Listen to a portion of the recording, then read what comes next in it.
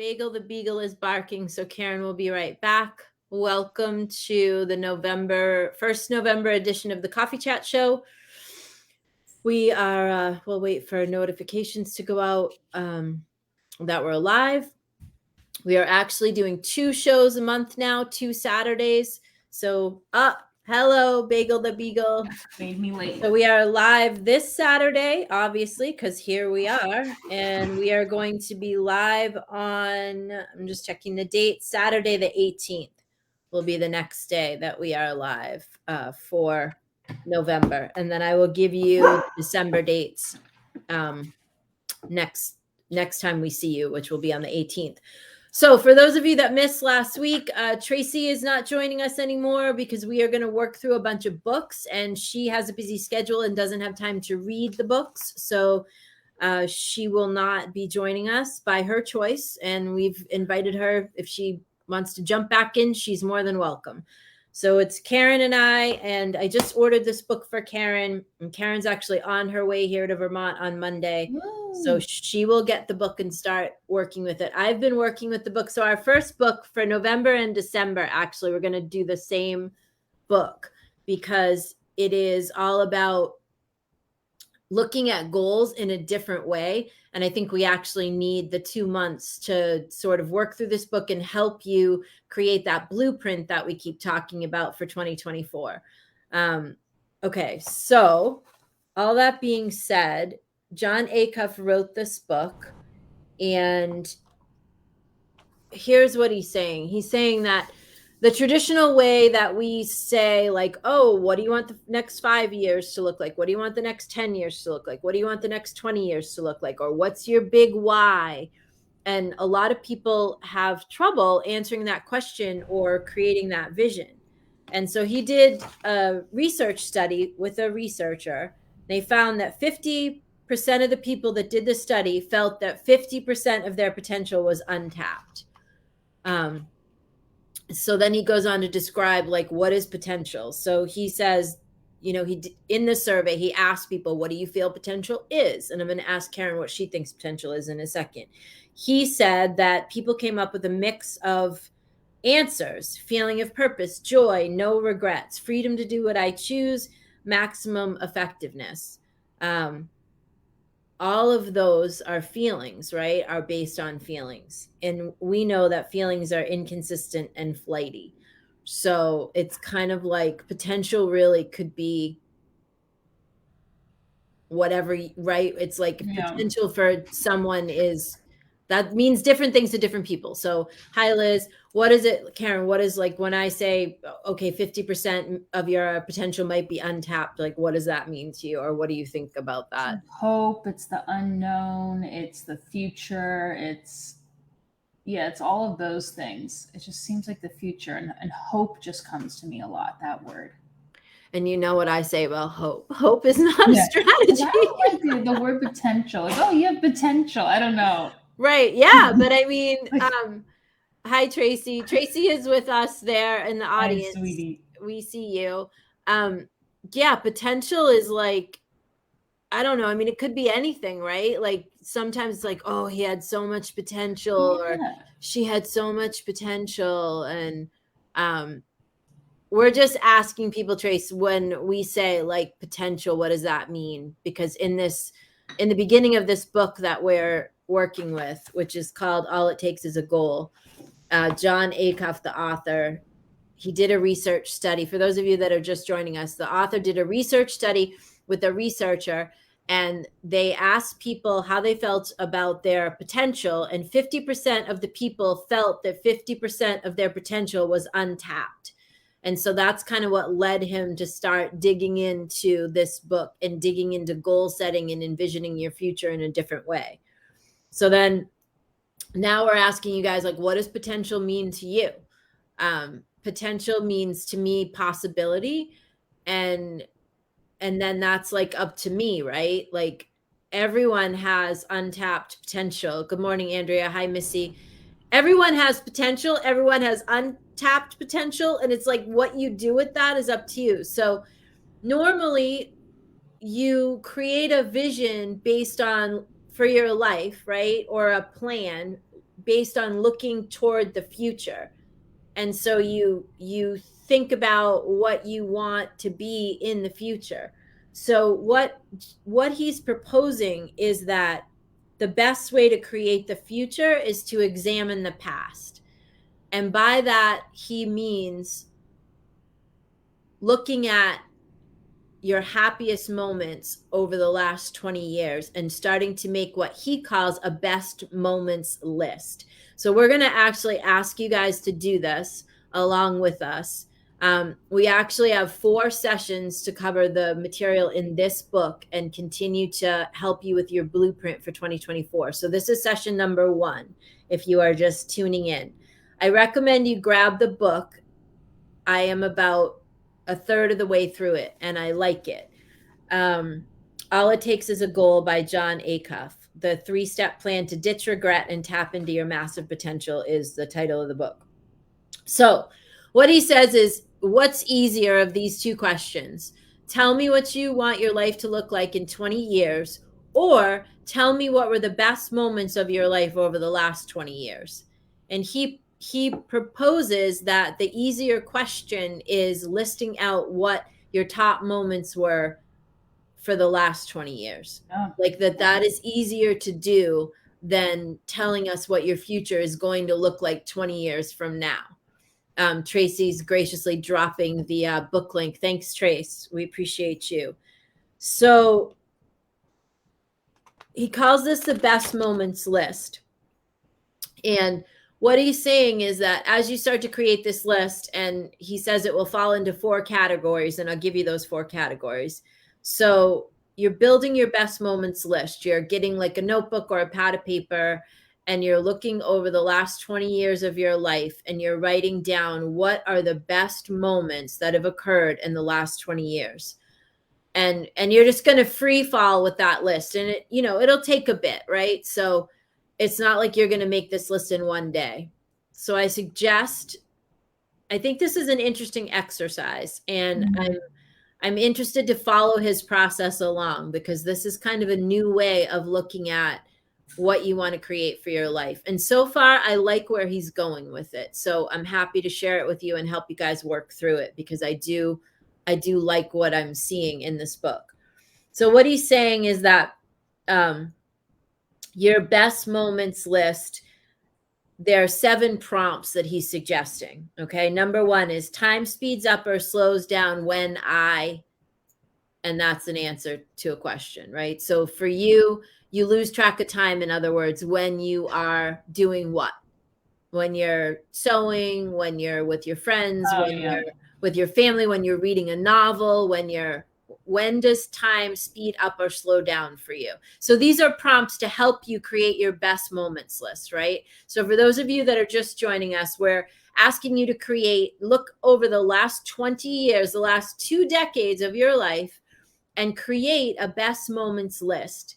And we don't have it has to have this many items on it. Just kind of free fall on this and work with it for, let's say, a week, or maybe until the next show. So that gives you until November 18th is when you'll see us again on Coffee Chat.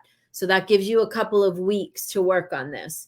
So here's 7 prompts that he's recommending for the list. Time speeds up or slows down when I do what? The best job I ever had was, and the reason I liked it so much was every time I see what, I smile. If I had a free hour today, I would spend it doing what? If I won $163 million in the lottery, I'd turn who into a millionaire too? This might sound like I'm bragging, but 3 of my greatest accomplishments are blah, blah, blah. When I scroll through my camera on my phone, I always get inspired when I see what?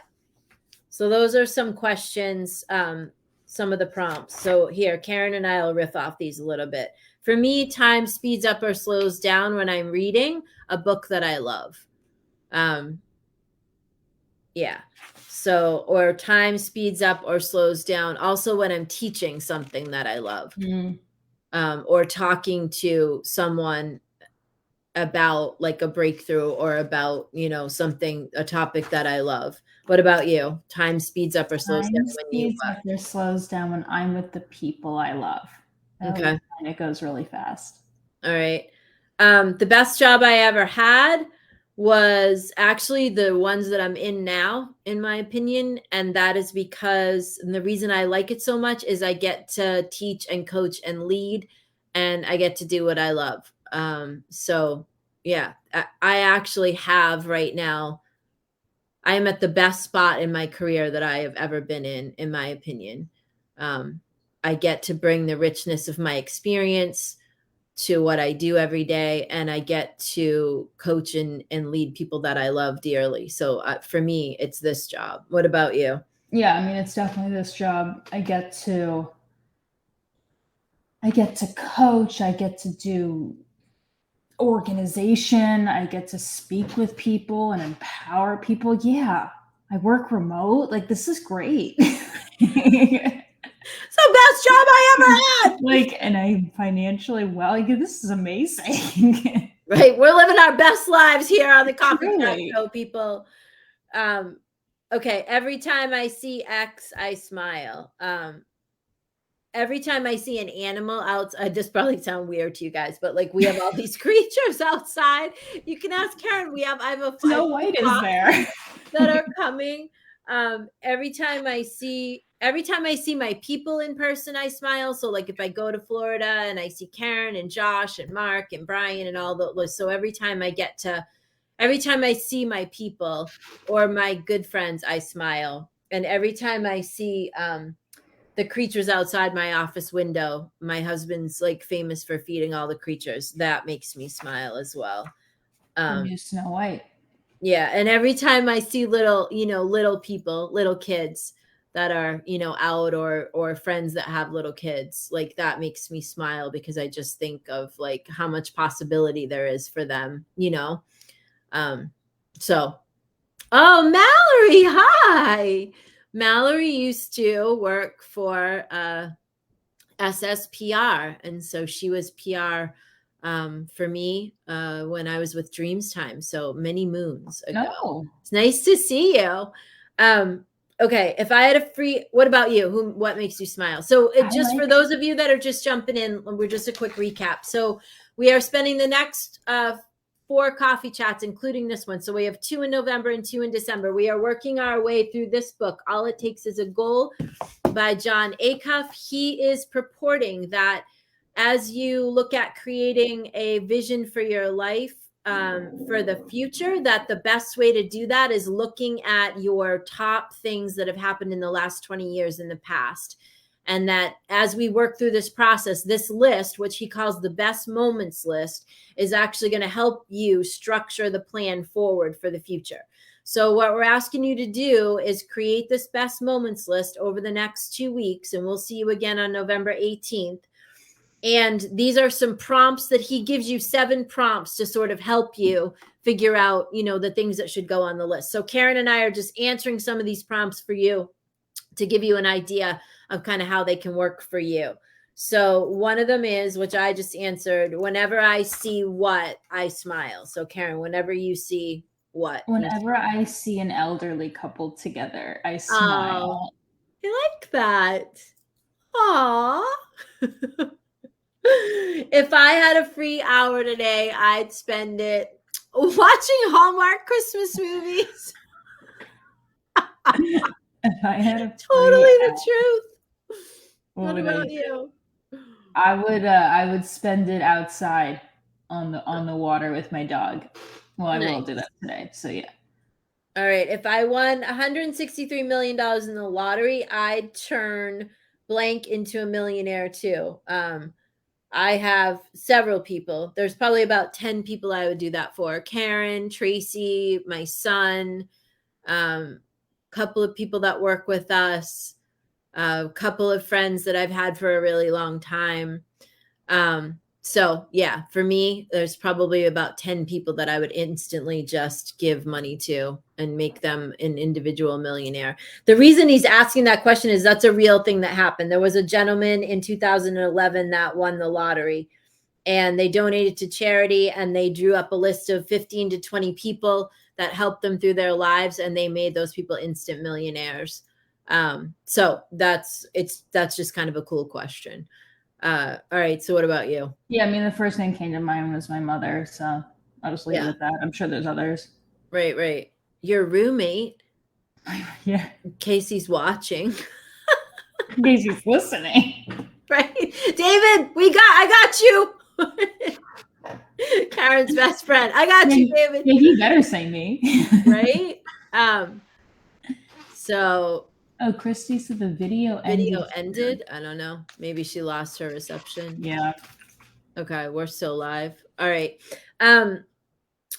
Okay, this might sound like I'm bragging, but 3 of my greatest accomplishments are, all right, for me, that is raising my son by myself. All of the certificates that I did in the last couple of years with Yale and Harvard Business School, and just all that, when I just kind of dug in over the last couple of years and just did all of that work. And building this company, building staff agency with these guys, and is really, I think, going to turn out to be one of the best things that we've ever done. So that's for me. What about you? Shit. You can pass. We can go on to the next one. Graduating college and financially on my own. I can't think of a third one. There's something. When I scroll through my camera on my phone, I always get inspired when I see quotes. Actually, for me, it's words. I get really inspired by, words, and my mother's, writing always inspires me and makes me smile. I have some pictures of things that she's written to me. I also, when I look at my phone, pictures that I've taken with people that I care about. So those are kind of the things that make me smile. Yeah, I would say I have like a whole separate Instagram of motivational quotes. Nice. Pinterest. Okay, so what he's purporting is that you will be able to categorize these into 4 categories, which is experience, accomplishment, relationship, and object. So potential is really like the gap between your vision and your reality, right? So what he's saying is that, and we're in the middle of doing this, I'm writing a Forbes article about failure. So Karen and I have been digging into this, because sometimes when you are failing at something, let's just say you had a dream to do X and you've been failing and failing and failing. Sometimes that's life itself just kind of showing you that maybe isn't the best direction for you. So we'll share the Forbes article with you when it comes out. We're working on the draft now. So the same thing with your vision and your reality, right? Because I could say, I want to whatever, and my reality could be very different than this big, huge vision that I have. And this isn't killing the idea that possibility exists or that anything's possible, but everything has to be, even though we create our own reality, and even though we're by the law of attraction, we're making it up and manifesting it as we go along, there is still something to be, Karen and I say this all the time, there's a fine line between acknowledging reality as it appears to be in the moment, and then navigating yourself into, what you want to create or how it is. So let's just say that if we asked you how you wanted your life to be in 20 years, and you create this list that maybe has no realistic basis at all, right? Maybe it's I want to be a rocket ship pilot, or I want, and maybe you're 55 like me. So the probability that I could go to NASA and get that done is very slim. And I could chase that, right? And I could make myself miserable because I'm going to do it. I'm determined to do it.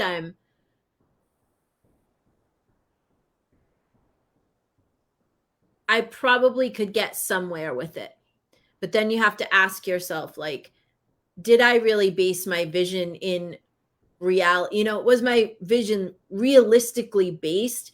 And given that I'm 55, I'm going to live to be 100 and something. So let's just say I have another 55 years left. Like, given the time that I have remaining, like, would that be the highest and best use of my time to go chase, like, the idea that I'm going to be a rocket ship pilot? Or would the highest and best use of my time be to continue to contribute to you guys and the people on my team and learn as much as I can about the craft that I've already spent the last 40 years, like, in the middle of? So what Jon Acuff is saying is that if we look at the last 20 years with this best moments list and we write down all of the things that brought you joy and when you felt the best and when you were the happiest, it's going to tell you something, right? It's like data doesn't lie. And when you look at the data of the last 20 years, it's going to show you something, Red Betty is saying that happy birthday, by the way, Betty. And happy birthday. She swam 49 laps yesterday, remembering all the things she was proud of in the last 49 years. That's amazing. Well, this list will be easy for you then. Write down the things that you were thinking of while you were swimming. So Karen, I don't know, share something about all of that. What do you think? Yeah, no, I like this ideology. I'm excited to dive into the book because I'm kind of comparing it to the success principles, what I was working on over the summer. Yeah. And how it kind of drops. And I think this happens to like 90% of people. It kind of drops. Like you think about your goals and your future and you're writing it down. And then when you kind of like, Noelle and I were talking earlier, like what we had at the beginning of this year versus now is like totally different. And that's okay. But that's where a lot of people get stuck. And they're like, well, whatever, it won't work. This is interesting because it goes by data. Like what happened in the past that makes you excited for the future. And that's a whole different, I haven't heard this ideology before in the way of no, I haven't either. This is a very interesting, it's a very interesting concept that he's come up with. And I actually, I screenshotted Karen a piece of the book last night. I'm not going to get into that piece because it'll confuse you guys right now. But the way that he continues this conversation and continues to break this stuff down is very interesting to me. And I agree with what I agree with what he's saying. And I think we get caught in these like potential traps, because we're all the things that we could do are not necessarily like the ones that we ought to spend our time on. And oftentimes when we're an overachiever or a high achiever, we put like 67 things on the map to do. And then lots of times nothing gets done because we're overwhelmed and it's just chaotic with all the stuff. So what Karen's talking about is I grabbed a pad of paper from upstairs in my sitting room to write some notes to do the show this morning. And on that pad of paper was this list from the beginning of the year of what I wanted to create, like what my vision was for the year. And literally almost nothing on that list is still what I want to see happen. And so for me, that list encompassed where I thought my energy would be going, like into what buckets. And so I made that list based on that, right? On like the things, we'll just call it the directions, instead of making a list based on what me, Noelle, wanted to put out into the world. And, like, in other words, I didn't say that I want to teach and I want to lead and I want to coach. It was like, oh, I think I should be doing that this way, this way, this way, this way, this way. And what ends up to be true as we close out this year is I am very much doing those actions: teach, coach, manage, and guide, but it's not the vehicles that I thought that it would be. And what I've realized, the clarity that I've received over the last 60 days or so, is that it doesn't matter what the vehicle is. It matters that I am doing what's mine to do, which is teach, coach, guide, manage. In this phase of my life, my highest and best use is to pour into the people. And it's like God has put people and businesses right in my lap, and I kept going like, oh, where's the people, where's the thing I'm supposed to be doing? And it's like, you fool, it's there, it's right here. Like, stop looking out there and just do what I gave you, and do it to the best of your ability, and then you'll see what happens next after that. So I've gotten a lot of clarity this year, which is what I was praying for, is just not it's not what I thought it would be. It isn't the direction that I thought it would be. And it's okay. It's fine. It's actually quite refreshing. And it actually is, the direction that I have gotten the clarity on is actually much easier for me, because it's just leaning into what already exists. And I was thinking I had to set up an entire new construct, like over there. I was thinking I was supposed to shift from this to that. And I'm being told, no, you're supposed to roll up your sleeves and dig into what is in front of you. So it's much easier for me to do that, because I'm already in there. Now all I have to do is hone in the focus, you know? Yeah. So all that being said, this whole idea of your vision, if you had asked me at the beginning of the year, what's your vision? I would have told you everything that was on that list. If you had asked me, Noelle, tell me what the last 20 years, what the best moments were, and then tell me the moments that you'd like to see more of in the year ahead, that list would have looked very different. And in all honesty, it might have saved me a lot of angst over the last 10 months, truthfully, where I was like suffering inside because I felt so conflicted, because I was trying to operate on my vision of what I thought should be versus what are the things that make me happy, and am I doing them? Because the truth is, I've been doing them the whole year. The whole time I've been doing the things. I just thought, you see what I'm saying, you guys, right? Yeah, and it's really important to not beat yourself up over it. Right. It was meant to be that we were supposed to go down that path. Right. And maybe just simply to share it with you guys, Yeah. I mean, this book, he just published this book like a month ago. So it's a brand new book. It's not even like out there yet. So it could just be that, I was supposed to go through that and find that list this morning to see that what he's talking about is actually accurate. Because if I had, at the beginning of this year, if you had asked me to make a best moments list and then said to me, Noelle, based on the best moments list, what do you want the next, couple of years to look like? My answers would have been really different than they were.